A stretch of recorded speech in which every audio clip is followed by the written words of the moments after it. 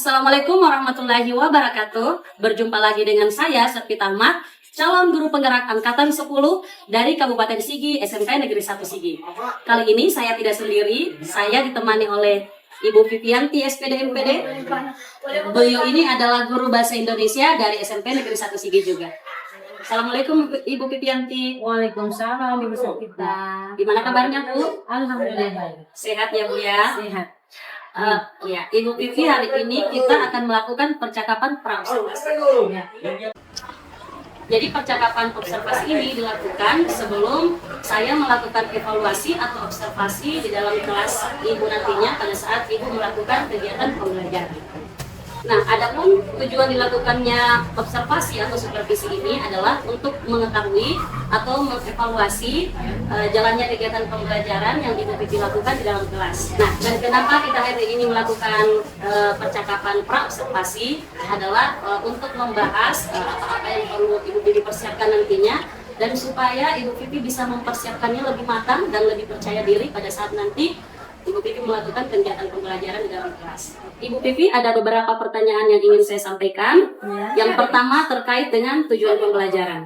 Nah, kira-kira pada saat Ibu Vivi melakukan kegiatan pembelajaran di dalam kelas nantinya, tujuan pembelajaran yang ingin Ibu Vivi bawakan apa saja?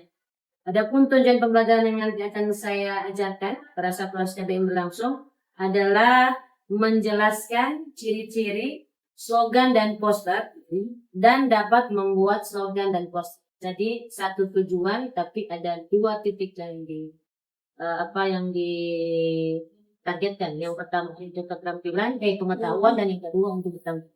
Oke, berarti tujuan pembelajaran yang ingin Ibu Vivi bawakan nantinya ada dua. Yang pertama pengetahuan terkait dengan bagaimana anak-anak membedakan ciri-ciri antara slogan dan poster. Dan yang kedua terkait keterampilannya dalam menulis dan membuat slogan. Oke, bagaimana anak-anak membuat slogan dan poster.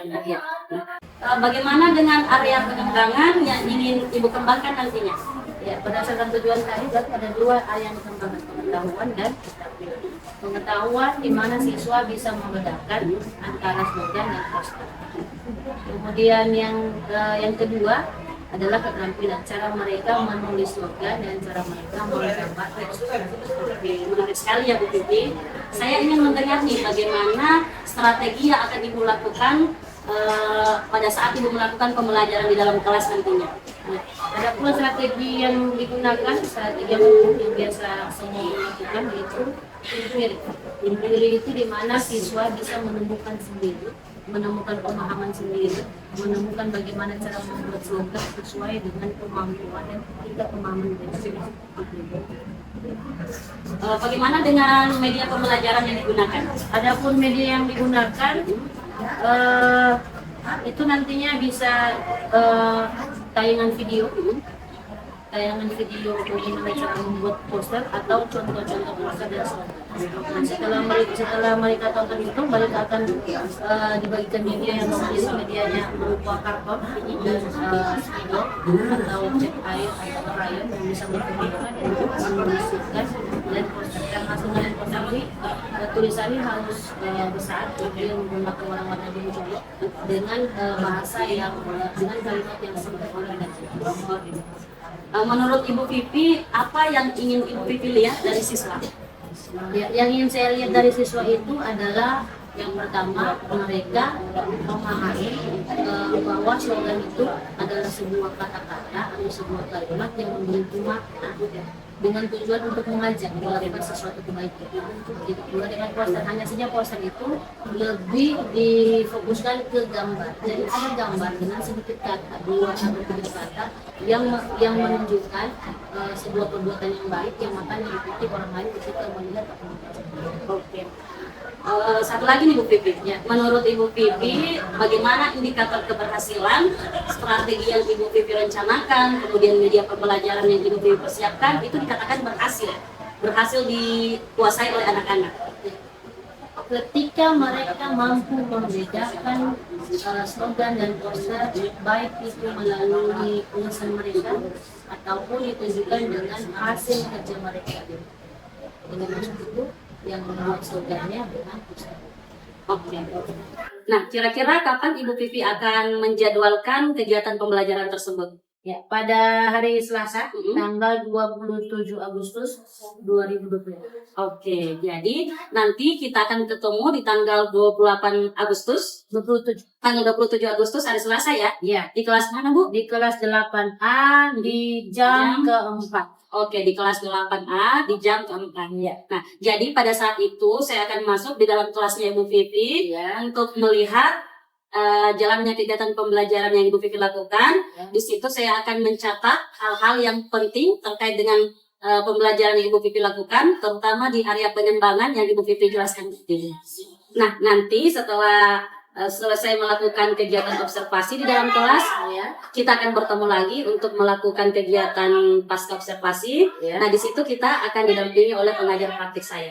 Siap. Sebelum kita akhiri pertemuan kita hari ini atau percakapan kita hari ini, kira-kira apa yang Ibu Vivi dapatkan dari percakapan kita? Ya, dari percakapan ini saya bisa mengerti secara jelas alur pembelajaran yang nantinya akan saya gunakan pada saat proses observasi. Yang kedua tentunya saya akan mempersiapkan media-media pembelajaran yang sesuai, yang diharapkan nantinya bisa membantu siswa dalam memahami dan menyelesaikan tugas yang harus saya berikan. Terima kasih sebelumnya Ibu Vivi sudah Ya. bersedia berbincang-bincang dengan saya di kegiatan percakapan praobservasi. Iya. Sampai ketemu nanti di Selasa depan ya pada saat kegiatan observasi. Oke, terima kasih. Iya. Warahmatullahi wabarakatuh. Waalaikumsalam warahmatullahi wabarakatuh. Bagaimana kabar hari ini? Baik. Alhamdulillah.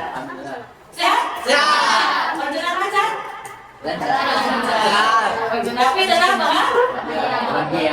Bahagia ya? Bahagia. Bahagia. Kalian ada bahagia nggak kalau misalnya berbahagia? Ibu. Oke, hari ini kita belajar mata pelajaran bahasa Indonesia. Kita belajar tentang apa kemarin? Hari sebelumnya tentang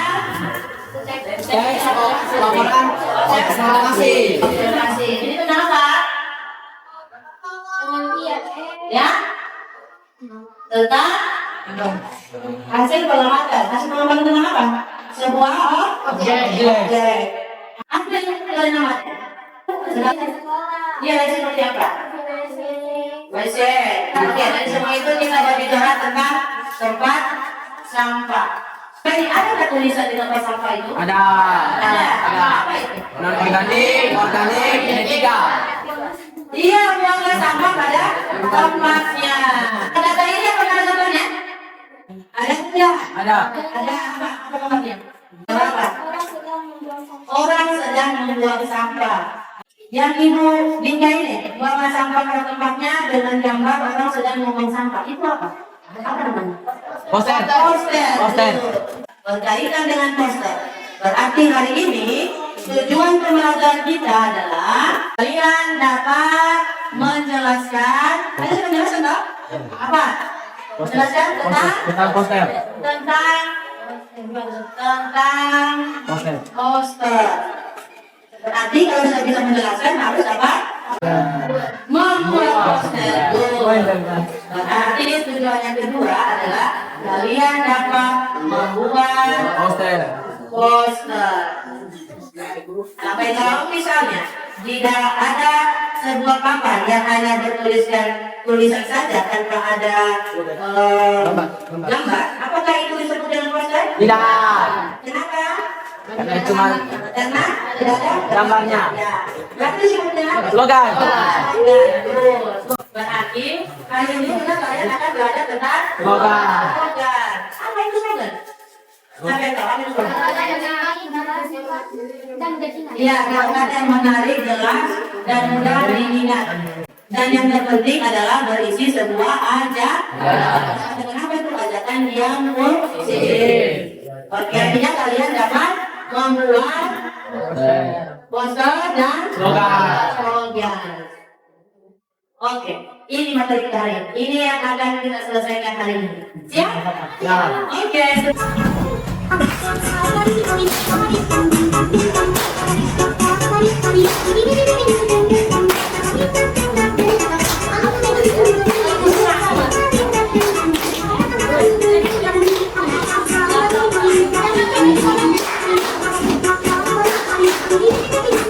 you.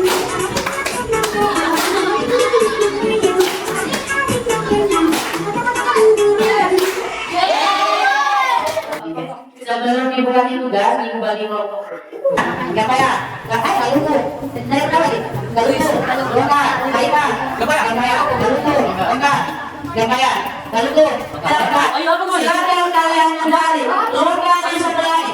Kalau di sebelah kanan ibu di depan, kemudian lomba di samping kiri ibu di depan, lalu di samping kanan.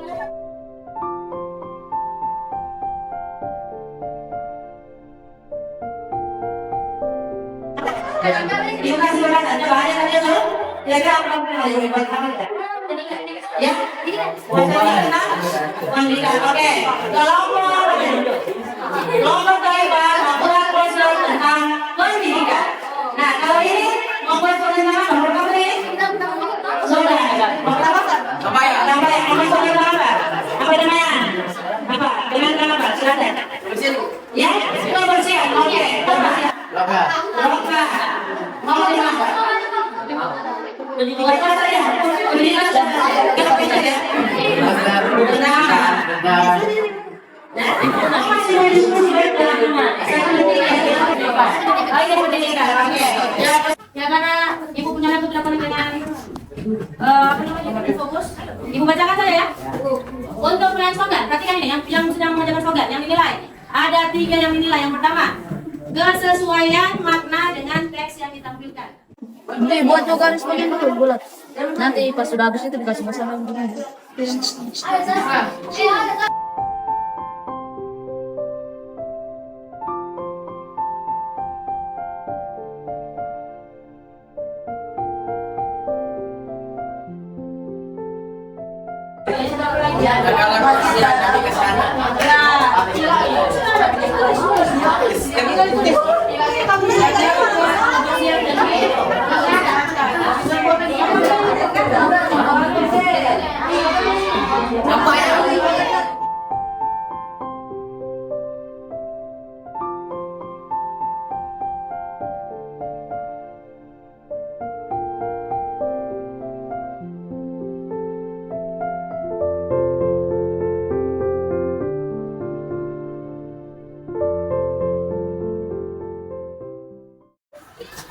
Ya, di papan tulis sudah ada 2 hasil pekerjaan.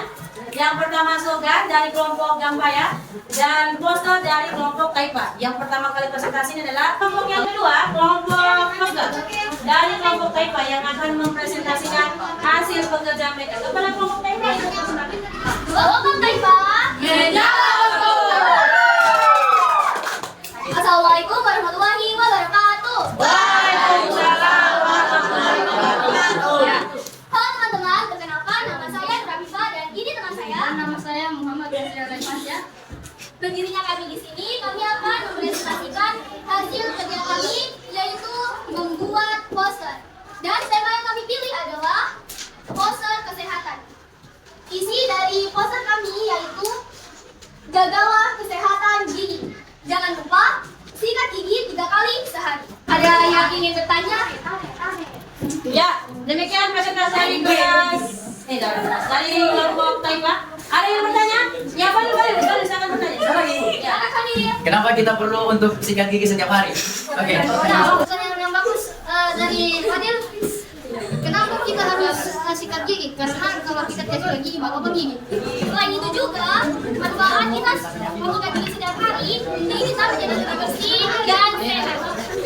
Sekian presentasi dari kami. Wabillahi jaya. Wassalamualaikum warahmatullahi wabarakatuh. Waalaikumsalam. Sama-sama belajar tentang bagaimana membuat slogan dan poster. Kita refleksi. Dari pembelajaran tadi apa yang bisa kalian pahami atau apa yang bisa? Semoga apa yang dipelajari hari ini, yang kalian pelajari ini bisa bermakna untuk kehidupan kalian semua. Ya, sebelum kita pulang kita berdoa dulu. Silakan kita kelas dulunya. Teman-teman, sebelum kita pulang, mari kita berdoa dulu. Assalamualaikum Ibu Vivi. Salam Ibu Setia. Ibu Vivi gimana kabarnya hari ini? Alhamdulillah. Baik, sehat? Sehat. Perasaannya bagaimana hari ini, Bu? Senang tapi ada capek-capeknya sih. Senang tapi tetap senangnya. Nah, Ibu Vivi sebelumnya saya ingin menginformasikan di kegiatan observasi ini seperti yang saya sampaikan sebelumnya pada saat observasi di pasca observasi ini selain ada saya dengan Ibu Vivi, ada juga pengajar praktik. Kemudian alhamdulillah juga hari ini kita dampingi juga oleh tim Monet dari BPT.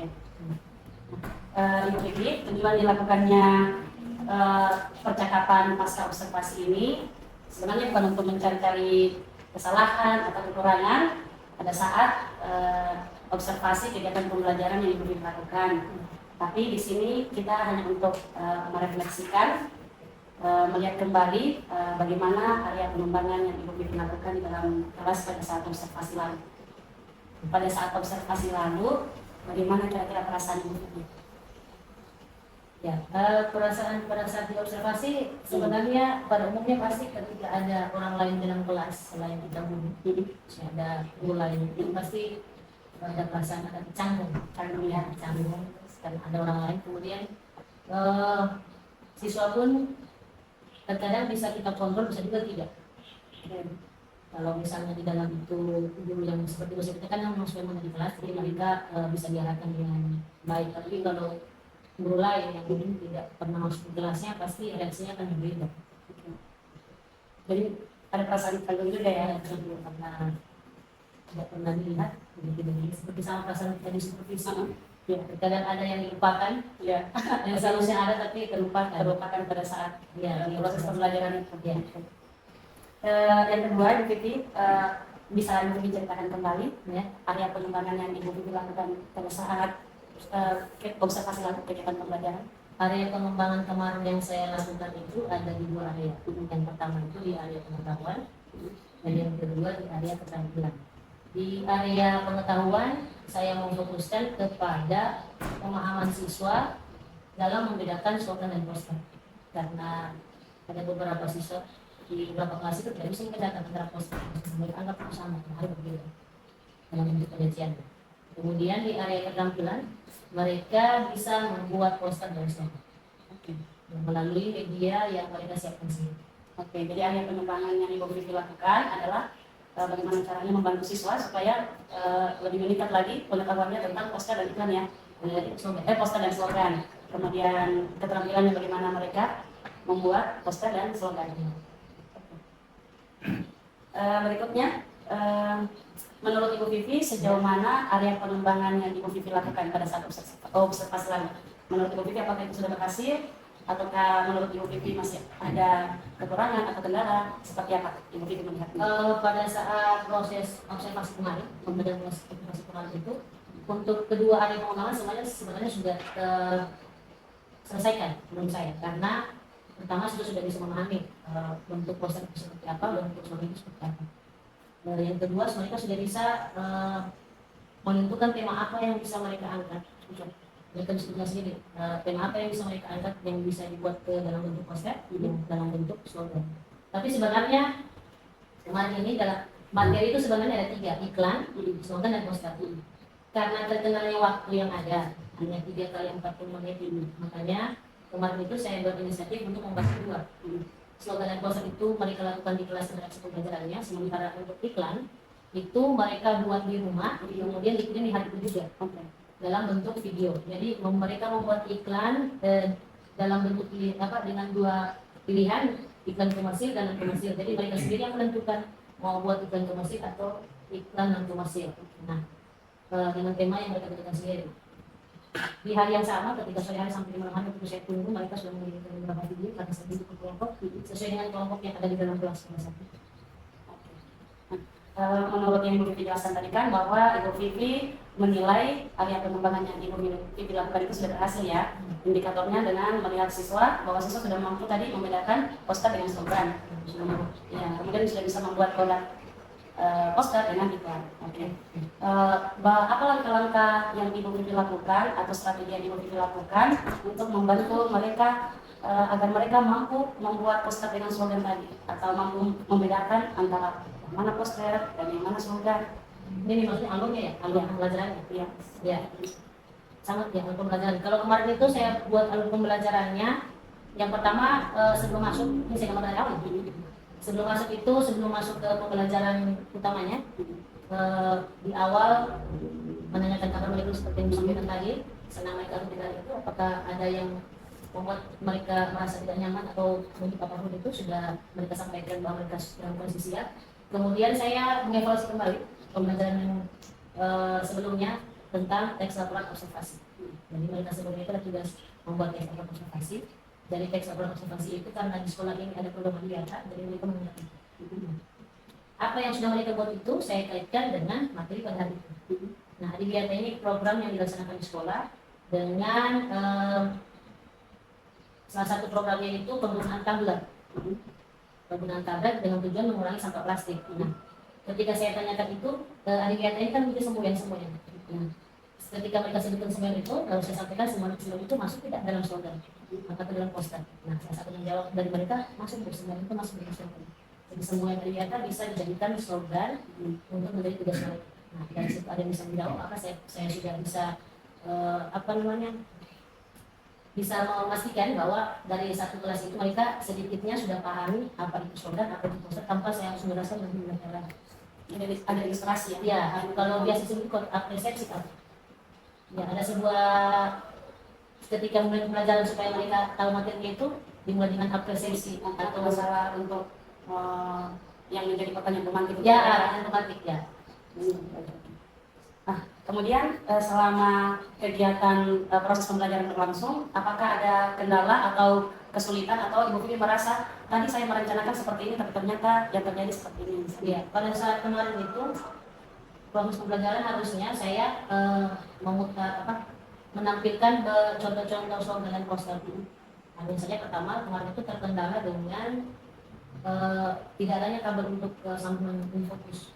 Kita laptopnya kemarin itu dalam bentuk notebook, jadi kabelnya saya tidak siapkan. Lalu yang kedua, kendala kedua dari satu kelompok dalam satu kelas itu siswa dibagi menjadi 4 kelompok. Pengelompokan siswa itu berdasarkan pertama tingkat pemahaman mereka, yang kedua perbendaharaan pusakanya, yang ketiga yang mengetahui atau yang menguasai diksi, pemilihan kata yang tepat untuk penggunaan slogan dan membuatkan bisa menggambar. Nah, dalam satu kelompok itu ternyata kemarin setelah pembagian baru saya ketahui ternyata dalam satu kelompok itu dan dalam satu kelas itu hanya ada 2 orang yang bisa menggambar. Jadi yang 2 orang itu masuk di kelompok yang berbeda, maka mereka membuat poster yang lainnya itu slogan. Ya, untuk yang menguasai pemilihan kata tadi di sini. Lebih mahir lah menurut saya. Jadi kesulitannya tadi yang pertama tentang kendala teknis tadi untuk penggunaan video pembelajaran. Kemudian yang kedua terkait dengan pembentukan tadi, kemampuan siswa Masuk di dalam keterampilan. keterampilan menggambar. Oke, jadi susah. Maksudnya Ibu Vivi mau mengelompokkan mereka berdasarkan Ya, seharusnya maksudnya yang saya inginkan itu setiap kelompok itu semuanya bisa menggambar. Kenapa? Karena ketika kita menulis slogan, tulisannya itu kan harus mudah. Kemudian dengan pilihan kata yang menarik dan mudah dipahami dan dengan tujuan mengajak, kemudian dengan penggunaan warna-warna yang mencolok dan perhatian seperti itu. Kendalanya karena tidak semua bisa menggambar, maka tulisan yang di 2 kelompok hasilnya ada di tembok dinding kelas. Hasilnya yang kedua kelompok yang kali ini tulisan itu karena mereka buat tempat yang besar tidak terlalu, menurut mereka tidak terlalu baik, tapi menurut saya sudah baik karena mereka sudah membuat. Oke, berarti kendalanya tadi itu ya terbatas jumlah siswa yang mampu untuk menggambar ya. Sementara pada saat itu pembuatan poster dengan slogan yang membutuhkan untuk menggambar. Nah, karena terbatasnya atau sedikitnya siswa yang mampu untuk menggambar seperti itu, apakah berefek ke waktu pada saat pembelajaran berlangsung? Iya. Waktu durasi Iya. pembelajaran. Cuma tidak cukup. Oh, jadi menjadi salah satu kendala Iya, juga. dan penyebabnya itu maka terlibat waktu. Karena mereka kesulitan untuk membuat satu kata saja itu butuh sampai habis 30 menit hanya buat jaga itu lama baru selesai. Oke. Nah, ya. Tadi menurut Ibu Vivi tadi yang membuat kendala di waktu itu sampai molor waktunya karena jumlah siswa tadi yang keterampilan menggambarnya kurang ya. Oke. Menurut Ibu Vivi, jika berikutnya dengan kendala yang sama seperti itu terjadi, kira-kira ada tidak gambaran atau ide yang muncul di benaknya Ibu Vivi apa yang harus dilakukan untuk memperbaiki hal tersebut? Ya, untuk kedepannya ya agar tidak seperti ini di kemungkinan besar saya akan menyumbangkan membawa handphone. Karena di handphone itu ada aplikasi Canva. Alhamdulillah seluruh siswa sudah menguasai. Jadi dengan aplikasi Canva mereka bisa mendesain poster dan slogan seperti kemauan mereka sendiri. Oke, salah satu alternatif ya, Ya, ya, dan kalau kalau menggunakan bahan itu pasti waktunya lebih hemat ya, jadi cepat sesuai selesai sesuai waktunya. karena di Canva ada template-template yang bisa kita gunakan ya. Oke. Kalau terkait kendala teknis tadi, yang sebelumnya Ibu Vivi ingin menggunakan video pembelajaran, kemudian ternyata pada akhirnya tidak bisa digunakan di dalam kelas. Kebersambungan itu ya, itu harus dibeli. Ya, Itu harus disiapkan, harus dibeli. disiapkan ya. Oke. Masih ada tidak kendala atau kesulitan yang lain yang perlu kita rasakan? Sebenarnya di awal waktu praobservasi ketika disampaikan harus menyiapkan rencana pembelajaran yang menggunakan model pembelajaran berdiferensiasi dan yang terintegrasi dengan keterampilan sosial emosional itu sebenarnya saya lebih bingung ini seperti apa. Nah, ketika Ibu Sepita menjelaskan bahwa sebenarnya itu sudah ada di rencana pembelajaran kita, hanya tersirat tidak dimunculkan di RPP kita, tidak ditulis. Nah, itu berdasarkan bimbingannya Ibu kemarin, saya sudah memasukkan itu di RPP, ada saya kirim filenya. Alhamdulillah itu sebenarnya pada saat disampaikan itu saya agak bingung gitu, tidak sudah tahu ada peraturan tapi belum pernah menerapkan secara nyata ke rancangan kelas. Ya. Maksudnya tidak tahu bahwa ini yang dimaksud keterampilannya kompetensi sosial emosionalnya. Tahu saya. Ya. Tidak paham. Oke. Pada saat observasi juga saya kan melakukan penilaian juga, ada catatan-catatan yang saya tulis. Sebenarnya saya melihat Ibu Vivi pada saat melakukan kegiatan pembelajaran tersebut, sebenarnya Ibu Vivi sudah melalui atau menerapkan pembelajaran sosial emosional dalamnya. Pertama, saya lihat Ibu Vivi menanyakan perasaannya siswa sebelum memulai pelajaran. Nah, itu kan sebenarnya ada kesadaran diri di dalamnya.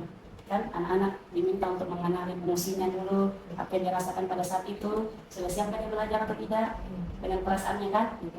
Saya lihat Ibu Vivi juga mempersilahkan anak-anak untuk duduk bersama dengan teman kelompoknya, dan saya lihat anak-anak terpaksa mereka mau langsung mencari teman kelompoknya. Jadi di situ ada keterampilan atau kompetensi manajemen diri di dalamnya.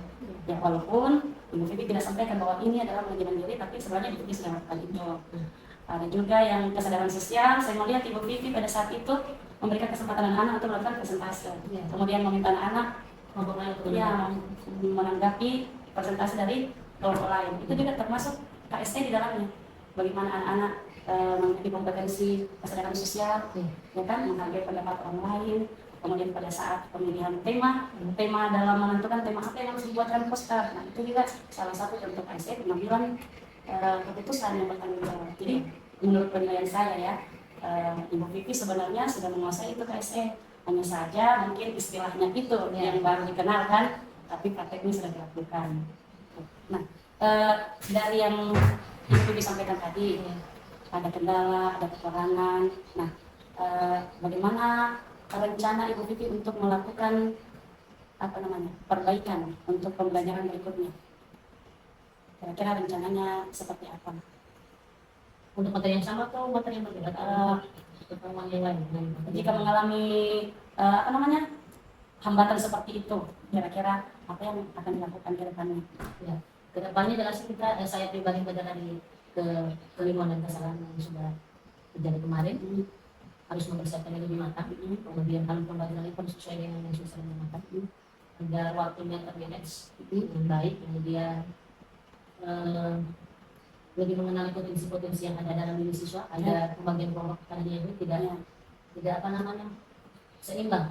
Yang tadinya yang tidak, berarti kalau siswa yang tadinya tidak pintar menggambar bisa saya antisipasi dengan memberikan menjadikan itu membawa handphone, agar bisa mendesain di Canva. Kemudian untuk alat untuk ide kemudian sendiri harus saya siapkan dengan lebih baik lagi, apa yang kurang harus saya sediakan. Dengan dalam rencana pembelajaran itu harus saya munculkan yang seperti yang sampaikan tadi, supaya saya sendiri paham jika saya melakukan seperti ini, ini yang masuk dalam saya. Ketika anak-anak saya kelompokkan berdasarkan tingkat kemampuan yang berdasarkan kebutuhan masing-masing itu masuk pada pembelajaran berdiferensiasi. Pembagian kelompok berdasarkan gaya belajar anak-anak itu, yang mereka yang senang menggambar disatukan di kelompok yang senang menggambar. Kemudian yang sudah ahli dalam penggunaan Canva yang disatukan di penggunaan Canva, itu bisa lebih menghemat waktu, karena mungkin kerjasamanya akan lebih cepat ya, dan pengirimannya juga tidak terlalu lama. Menurut Ibu Vivi, kapan rencana itu bisa direalisasikan. Ya, misalnya setelah ujian tengah semester ini, Setelah ujian semester yang lalu. bisa kembali bersama. Ibu Pipi, ada yang mau ditanyakan selama mulai dari kegiatan observasi sampai pasca observasi? Ya, saya itu semacam berpikir sebenarnya model pembelajaran berdiferensiasi dengan yang terintegrasi dengan keterampilan sosial emosional. Kira-kira strategi pembelajaran apa yang sesuai?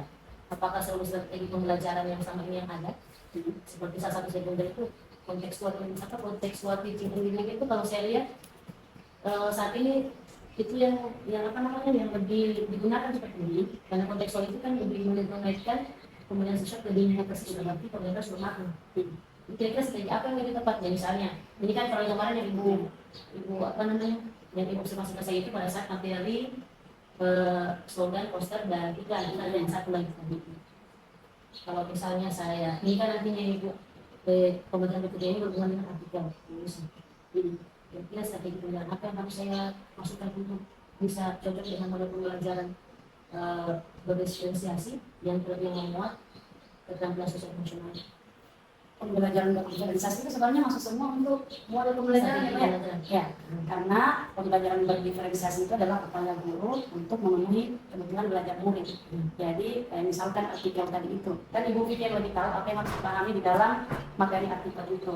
Jadi kan ini targetnya untuk memenuhi setiap individu dari murid, kebutuhan belajarnya seperti apa. Keinginan kita semua murid kan pasti bisa menguasai apa yang kita ajarkan gitu. Nah, disitulah pembelajaran berdiferensiasi dilakukan, dimulai dari kita melakukan tes diagnostik supaya memudahkan kita dalam memberikan tindakan kepada murid, apa yang harus dilakukan untuk membantunya supaya mudah memahami materi yang diberikan. Dengan adanya tes diagnostik tadi kita bisa tahu kemampuannya di artikel itu seperti apa. Jadi kalau kita sudah mengenali bagaimana kemampuannya memahami artikel, saya kan tidak terlalu paham materi artikel bagaimana yang harus diajarkan. Kita tahu bagaimana dia sampai mana kemampuannya memahami tentang artikel itu. Nah, bisa kita buatkan nantinya metode apa yang cocok supaya semua siswa ini bisa kita bimbing, mulai dengan cara mengelompokkan mereka berdasarkan itu tadi pemahamannya. Nah, yang kurang paham misalnya kita satukan supaya lebih mudah kita untuk melakukan pembimbingan misalnya di sini. Karena kadang juga kalau kita satukan yang lebih paham dan tidak paham, yang tidak pahamnya biasanya lebih pasif dibanding yang paham. Nah, kalau untuk kita kelompokkan yang sama tingkat kemampuannya kan kita tahu bahwa kita memberikan materinya tingkatannya sampai di mana. Kelompok lain kemampuannya sampai di mana, bagaimana cara kita memberikan lagi materi sesuai dengan level kemampuannya begitu. Atau bisa juga yang tadinya pemahamannya sudah sangat menguasai, kita minta bantuan mereka untuk terjun di kelompok-kelompok yang kita sudah komodinkan tadi untuk membantu temannya mengajarkan tentang artikel itu. Nah, boleh juga kalau tidak berhubungan dengan pengetahuan tentang artikel dari si murid, bisa juga kita kelompokkan mereka berdasarkan gaya belajarnya kayak tadi slogan dan poster itu. Karena tadinya ada yang suka menggambar, ada yang tidak, akhirnya yang tidak tadi itu hanya menunggu teman yang menggambar sampai selesai. Nah, kalau dikelompokkan yang sama-sama suka menggambar, ya mereka lebih mudah untuk bekerja sama kan. Nah, apabila dikelompokkan yang sama-sama sukanya teknologi, membuat slogan atau poster dalam menggunakan Canva, nah lebih mudah juga kerjasamanya. Jadi walaupun produknya berbeda, kemampuannya untuk membuat itu tetap terlihat gitu. Jadi produk yang ditunjukkan berbeda. Jadi itu termasuk lagi diferensiasi produk gitu. Kemudian bisa juga kita kelompokkan berdasarkan tadi sudah gaya belajar ya yang tadi ya, apakah dia suka menggambar, kemudian minat belajarnya. Nah, dia minatnya seperti apa, dia menyukai artikel tentang apa misalnya. Jadi supaya dia lebih mudah diskusi atau mengkomunikasikan gagasannya terkait artikel tersebut dibanding kalau kita gabungkan teman-teman yang ternyata minatnya bukan misalnya tentang tema pendidikan atau tema olahraga, nanti tidak nyambung diskusinya. Jadi boleh juga dari segi minatnya dikelompokkan mereka. Jadi pada saat mereka diskusi lebih mudah, lebih nangkap, lebih nyambung.